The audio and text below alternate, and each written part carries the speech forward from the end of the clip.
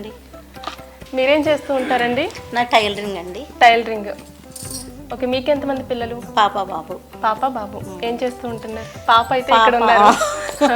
బాబు అయితే హౌస్ బోర్డులో ఉన్నాడు.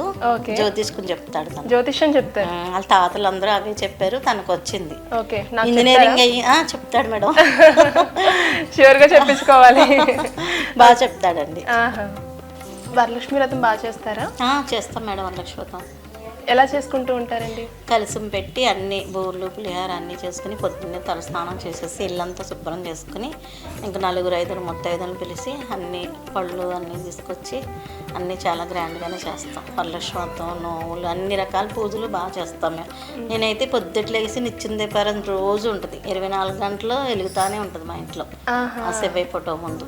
ఓకే, అంటే మార్నింగ్ ఈవినింగ్ కూడా దీపారాధన పొద్దుటే అసలు అది అలానే ఉంటుంది జ్యోతి 24 గంటలు. ఓకే.